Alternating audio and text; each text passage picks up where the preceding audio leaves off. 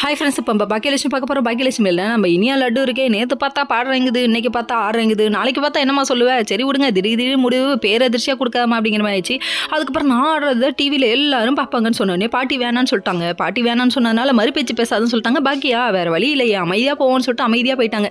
இருந்தாலும் பேசி பார்த்தாங்க, ஆனால் கன்வின்ஸ் ஆகலன்னு கோச்சிக்கிட்டு வெளியே வந்துட்டாங்க. வெளியே வரவ எங்கடா போயிடப்போறா அப்படின்னு அசால்ட்டாக இவங்க போயிட்டு கோபி கிட்ட கம்ப்ளைண்ட் பண்ணுறாங்களாமா.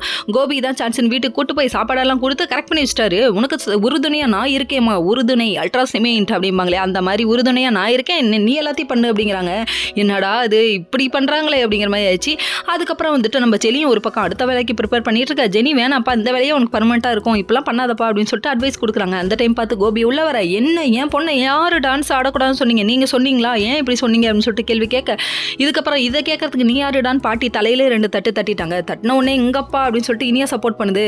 என்ன பண்ணுறது, இவ்வளோ நாள் இவங்களுக்கு சோறு போட்டு வளர்த்ததெல்லாம் வேஸ்ட்ரியா அப்படிங்கிற மாதிரி ஆயிடுச்சு. அதுக்கப்புறம் கோபி இல்லை, என் பொண்ணு கண்டிப்பாக கலந்துக்கணும்னு இவங்க சொல்ல, அதுக்கப்புறம் நம்ம செலி வந்துட்டு ஏன் எல்லாம் இப்படி பண்ணுறீங்க, உங்களுக்கு பிடிக்கலன்னா அதோடு விட்டுருங்க, இவங்க எங்கள் அப்பா கண்டிப்பாக கேட்பாங்கன்னு சொல்ல, இதை கேட்டோன்னே பாட்டி இப்படியே உடஞ்சு போய் உட்காந்துட்டாங்க. என்ன பண்ணுறது, தாத்தா போனோடனே ஆளுக்கு பேசுகிறாங்களேன்னு மனசில் நினைக்க ஆரம்பிச்சிட்டாங்க.